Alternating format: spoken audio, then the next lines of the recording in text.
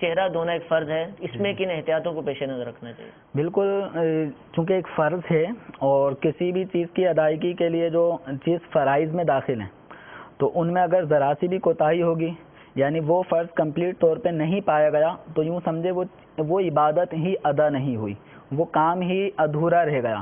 تو وضو کے فرائض میں جو سب سے پہلا فرض چہرہ دھونا ہے، تو چہرہ دھونے کے اندر بہت ساری احتیاطیں سامنے ہمیں رکھنی پڑیں گی۔ مثلا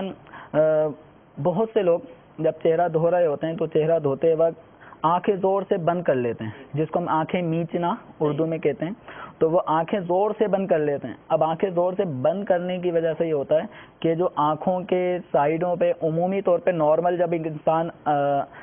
جب ہنس بھی نہ رہا ہو، رو بھی نہ رہا ہو، ایک نارمل حالت میں ہو، تو اس کے جو حصے نظر آ رہے ہوتے ہیں کھال کے، تو ان سب چیزوں کا دھلنا ضروری ہے۔ اب زور سے آنکھ بند کر لینے کی صورت میں ممکن ہے کہ پپوٹے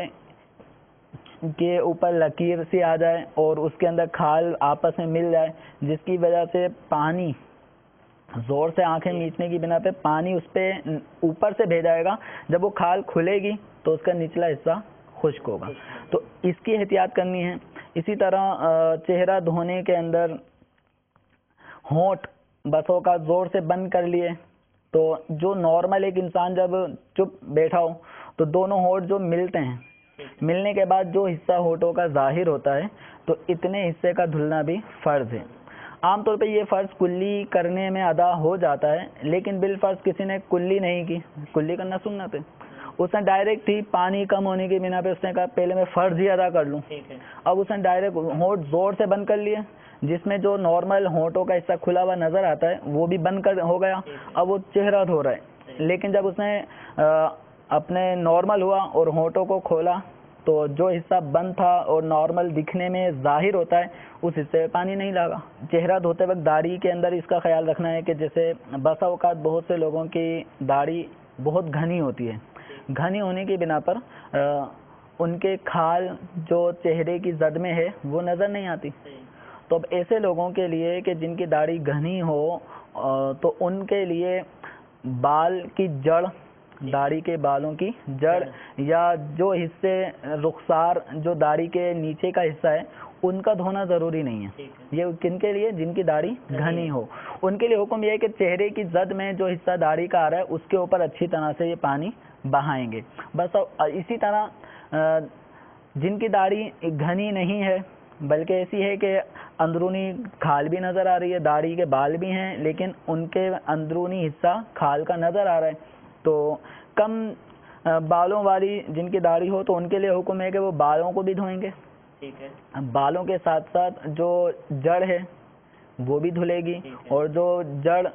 کھال ہے، جلد ہے، اس جلد کا دھلنا بھی ضروری ہوگا۔ تو یہ ان چیزوں کی احتیاط انہوں نے کرنی ہے۔ اچھا، جو داڑھی کے بال جو اب لمبائی میں ہیں، یہ چونکہ چہرے کی جو لمبائی میں حد ہے وہ تھوڑی کے نیچے تک ہے، تھوڑی کے نیچے تک۔ اب یہ جو بال جو حد سے آگے نکل گئے، ان بالوں کی نوکوں کا دھونا فرض نہیں ہے کیونکہ یہ چہرے کی حد سے آگے نکل گئے۔ ہاں، جو داڑھی کے بال چہرے کی حد میں ہیں ان کا دھونا ضروری ہے۔ اب چہرے کی حد میں کا مطلب یہ کہ یہ جو ہڈی آ رہی ہوتی ہے،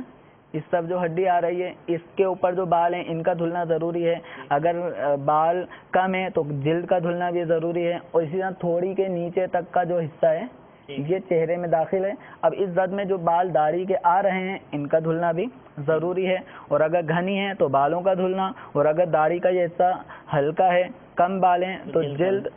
کا دھلنا بھی، جڑوں بالوں کی جڑوں کا دھلنا بھی ضروری ہے، اس کو دھونا پڑے گا۔ لیکن جو بال لمبائی میں لٹک رہے ہیں ان بالوں کا دھونا ضروری نہیں ہے۔ اس کی جلد کم ہے اس کے لیے بھی سب کے لیے حکم، چونکہ یہ چہرے کی حد سے نکل گیا، جب چہرے کی حد سے نکل گئے تو اب ان کا دھونا وضو میں، ٹھیک ہے، غسل میں تو دھونا فرض ہوگا، صحیح ہے، لیکن وضو کے اندر چونکہ چہرے کی حد سے نکل گیا تو اس کا دھونا ضروری نہیں ہے۔ البتہ پوری داڑھی کا اچھی طرح سے جڑ سے، بالوں کی جڑ سے لے کے نوک تک کھال کا حصہ یہ دھلنا سنت ہے۔